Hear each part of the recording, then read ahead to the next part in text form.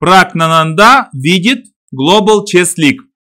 E4, E5, at F5, at C6, D4, Шотландия партиясы, ED, at D4, піл C5. At B3, мынандай вариант бар, піл B4 шақ деген, бірақ видитка оңамай тұр. Піл B6, at C3, вәзір F6, енді мат қойғысы кеп тұр. Бұл жерге, бірақ вәзір E2. Кезінде бұл вариантты Александр Валерьевич Халифман ойлап тапқан еді.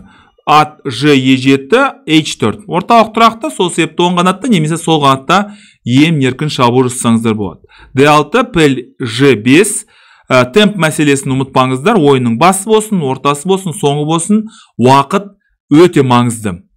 Вәзір E6, A4. Тағда орталық тұрақты, сол себепті оң қанатта немесе сол қанатта шабуыл жасаңыздар болады. A6, рокировка, F6, піл E3. Мына қауіпті пілдің көзін жою. Жедік және пілді жеті. Патша Б1. Рустам Машукович Қасымжановтың сүйікті сөздерінің бірі. Патша Б1-де өзін жақсы сезінеді, қауіпсіз. Немесе патша H1-де деген сияқты. Рокировка және G3. Мына пілдің баратын жер жоқ.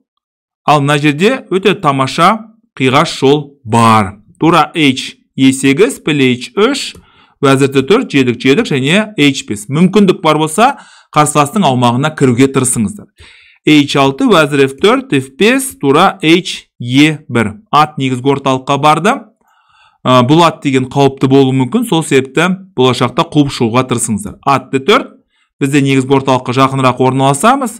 Fe, вәзір E4 және тура F8. Жартылай ашық жолға орналасу деген сияқты. Бірақ F4 мына негізгі орталықтағы аттың көзін жою немесе негізгі орталықтан қуу деген сияқты. Ат C6, ат C6. Бұл жерде енді видит вәзір E4 деп жүргізеді. Шах былай, жедік және былай ойнау керек еді. Әттең видит бұл жағдайларға көңіл аудармады вәзір C6. Вәзір D4 қос соққы G7-ге және қомағалар қатарына кірудің басқа амалдары. Тура F7, вәзір A7, тура D8, A5. Мүмкіндік бар болса, әрине бұл жерде жауап тастамау. Сізді мынақта B6 деп жауап тастау мүмкін. Немесе болашақта патша қашатын болса, мынау арқылы онда қашуға мүмкіндік бермейсіз. Патша D7. Неге бұлай жүргенін түсінбеймін. Видит өте мықты ойыншы. Неге бұлай жүргенін түсініксіз. D7, вәзір E3, батареяны құрдық.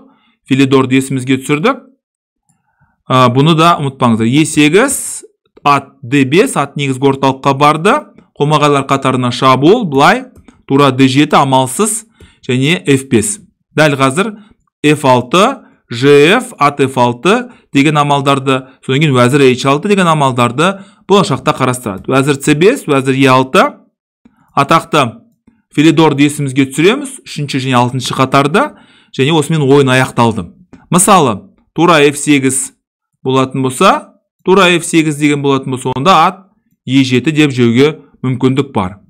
Егер де вәзір C4 деп жүретін болса, онда мүмкін F6 шегені қағуға мүмкіндік бар. Бұлай жейтін болса, онда ат F6, содан кейін вәзір C4 деген амалдар. Енді бекерден бекер бұлар деген босында жүрістен кейін берілмейді. Өйткені бәрі түсінікті.